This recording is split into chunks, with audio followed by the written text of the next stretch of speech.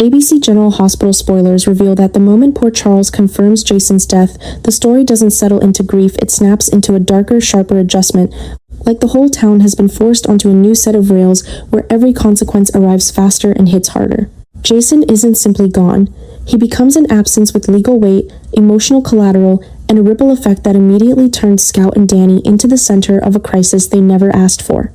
The shock doesn't end at the memorial or at the stunned silence that follows the official word. It spreads into the questions nobody can delay anymore. Who decides where these children live? Who signs for them? Who protects them? Who keeps them from being swallowed by the politics of adults who claim they're acting out of love? Danny's future becomes a raw wound, because his life has always been defined by the idea that Jason would appear when it mattered most. And now the town is asking him to accept the one outcome he never prepared, for an ending that feels permanent, irreversible, and cruelly final. Scout's fear is different, but just as corrosive, because her world was already unstable, already shaped by Drew's unpredictable condition, and Jason's death turns that instability into a full-blown emergency. With Jason gone, Drew is expected to step up, to make decisions, to hold the line, but the new adjustment is brutally clear. Drew is no longer cognitively steady enough to maintain control, no longer reliably present in his own mind, and that fact becomes the terrifying hinge of the entire arc. Every attempt to keep things normal collapses under the reality that Drew's judgment can't be trusted when the stakes are this high, and the more people try to pretend otherwise, the more the children's lives begin to wobble like a structure built on cracked pillars. Into that widening crack steps Willow, not because she's chasing power, but because the vacuum demands a body to fill it, a signature to stabilize it, a responsible adult to stop the system from tearing Scout and Danny apart. In the eyes of the court and the town, Willow becoming guardian can be framed as a practical solution, someone who can provide routine, calm, and immediate protection while everyone else is spiraling, yet that solution turns into its own storm the second it becomes real.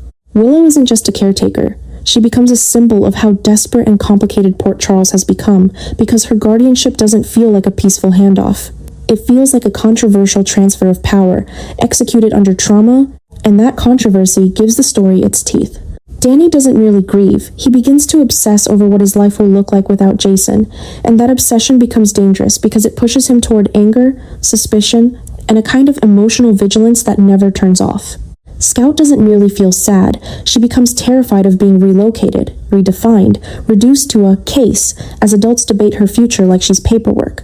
Even the idea of Willow as guardian, however well-intentioned, starts to press on their nerves. Danny fears that accepting new authority is a betrayal of Jason's memory, while Scout fears that every new protector is temporary, that she is always one hearing away from losing the only stability she can recognize. Willow, meanwhile, is pulled into the ugliest version of responsibility, where compassion isn't enough and every decision is judged like evidence. She tries to keep the children safe, but she can't control the narrative around her, and the more she feels the weight of that scrutiny, the more she realizes she has inherited not only Scout and Danny's needs, but the town's unresolved conflicts, grudges, and agendas. That is exactly when Alexis turns the entire situation into a battlefield. Alexis doesn't approach this like a polite family discussion.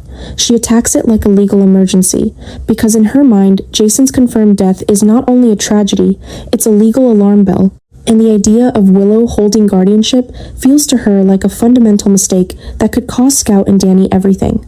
Alexis is driven by something sharp and uncompromising, a conviction that the children will be safest under her protection, and a fear that the wrong guardian will become the easiest doorway for outsiders to exploit the family's weakness. She pushes hard, fast, and publicly, arguing with the intensity of someone who refuses to mourn first and litigate later.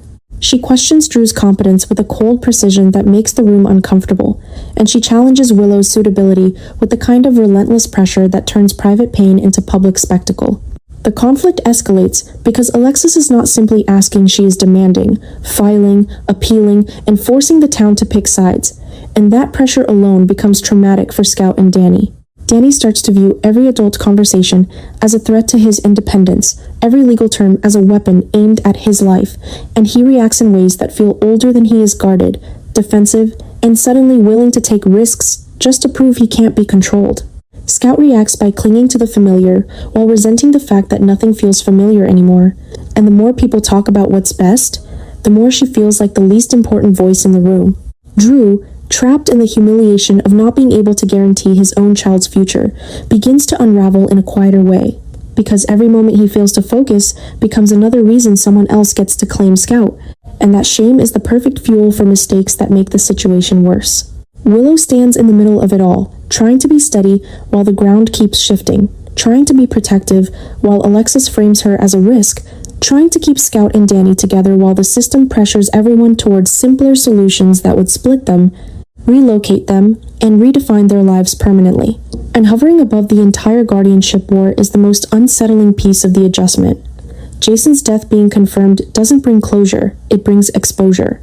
It exposes how fragile the children's safety really is, how quickly grief becomes a power struggle, how easily family turns into competing claims, and how Port Charles can turn a tragedy into a courtroom fight that never stops.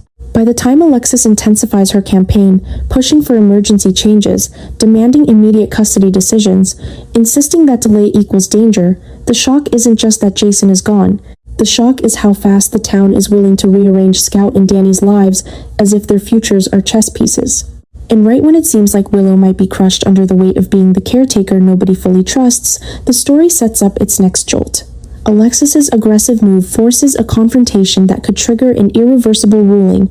Danny's anger threatens to explode into a choice he can't take back, and Scout's fear begins to manifest as a dangerous silence that nobody notices until it becomes impossible to ignore, leaving the town one step away from a new disaster that Jason would have stopped if he were still alive. Danny doesn't grieve Jason in a way Port Charles can recognize or soothe. His grief curdles into something darker, something sharp, private, and quietly violent in its focus because Jason's death doesn't feel like a tragic twist of fate to him anymore. It feels engineered. It feels stolen. And once that belief takes root, Danny stops living like a kid who has to heal and starts moving like someone who has to hunt. He watches the way adults lower their voices when Cullum's name comes up. He studies the gaps in timelines, the half-finished explanations, the way certain details are handled instead of answered. The more he learns, the more his mind locks onto one target with obsessive clarity. Cullum, not as a rumor, not as a vague suspect, but as the living symbol of everything that took Jason away. Danny's darkness isn't loud, it's organized. It's the kind that hides behind calm eyes and short sentences, the kind that can pass as shock until it becomes action. And as that new control story spreads through the town, legal control, custody control, narrative control, Danny begins to feel like he's losing the only thing that still belongs to him, the right to decide what Jason's death means. If the adults keep wrapping it in paperwork and soft words, he'll rip it open himself. If no one will punish Cullum, Danny will. Alexis sees it before anyone else admits it, because she's watched trauma turn people into weapons, and Danny is walking the same path, only younger, more volatile, and more desperate to prove he can do what Jason can no longer do. She understands that this isn't just a kid acting out. This is grief turning into a mission turning into an addiction, and an addiction turning into a countdown toward disaster. Alexis's urgency is not about control for control's sake, it's about prevention. She knows that once Danny crosses a line in pursuit of revenge, once he tries to confront Cullum, once he tries to send a message, once he tries to play hero with a broken heart, there's no undo button. And the worst part is that Danny's anger is feeding on the chaos around him. Guardianship fights, adults arguing over his future, everyone treating him like a problem to manage rather than a person who is unraveling. The more he feels boxed in, the more revenge starts to look like freedom. Alexis pushes harder, clamps down tighter, tries to keep him within reach, because she can sense how close he is to slipping out of the family's grasp and into a plan that will destroy what's left of him. But Danny isn't just angry. He's starting to feel powerful in a way grief rarely allows. Revenge gives him structure. Revenge gives him purpose. Revenge makes him feel like he can still protect Jason's name by punishing the man he believes took Jason away. Then, the story adjusts again, and it gets even more unsettling, because Danny doesn't spiral alone. A dark link forms quietly, almost invisibly at first, between Danny and Charlotte, and that connection doesn't feel like comfort or friendship. It feels like recognition. Two young people shaped by loss, distrust, and the sense that adults lie for a living. Charlotte becomes the one person who doesn't flinch at Danny's intensity, the one person who doesn't ask him to calm down or move on. Instead, she mirrors the same cold patience, the same taste for secrets, the same ability to sit with dangerous thoughts and make them feel logical. In Charlotte, Danny finds someone who won't try to save him from himself. someone who might even help him sharpen what he's feeling into something actionable. And in Danny, Charlotte finds an outlet for her own shadowed instincts, a partner in obsession, someone whose grief is loud enough to justify decisions she might already be tempted to make. Their bond becomes its own kind of intoxication, because it validates the ugliest parts of them. It turns fear into strategy. It turns pain into a plan. That's when the obsession stops being theoretical and becomes a real threat to everyone around them. Danny's target remains Cullum, but the path to Cullum starts to warp, because Charlotte doesn't just encourage Danny's anger, she gives it angles. She nudges him towards secrecy, toward misdirection, toward the thrill of staying one step ahead of the adults trying to contain him. The more Alexis tightens her grip, the more Danny learns to slip it, and Charlotte becomes the reason he can. Not because she's bad in a cartoon way, but because she understands how to disappear in plain sight, how to weaponize silence, how to make other people doubt what they saw. Alexis feels the shift immediately, the new energy in Danny, the new confidence, the new emotional distance, like someone else is now standing in the room with him even when he's alone. And it terrifies her, because she can fight legal battles, she can argue guardianship, she can demand protection, but she can't out-litigate a teenager's obsession once it finds a partner. If Danny and Charlotte keep feeding each other's darkness, this won't end with a stern talk or a temporary grounding. It will end with a choice made in the heat of revenge, one that drags them past a point of no return, right into Cullum's orbit, where the person with real power won't hesitate to strike back. After Jason's death is confirmed, poor Charles doesn't heal at fractures, and the first fault line runs straight between Willow and Alexis. What begins as a guardianship dispute turns into a brutal power war disguised as protecting the kids. Alexis fights like a woman who refuses to let grief become an excuse for recklessness, while Willow clings to guardianship because it's the only thing keeping Scout and Danny from being torn apart by chaos.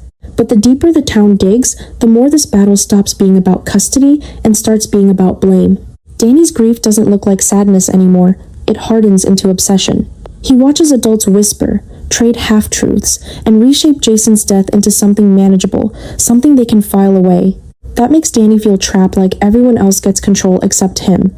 And when he feels powerless, he gets dangerous. Every hearing, every argument, every moment Alexis and Willow clash becomes gasoline on Danny's anger.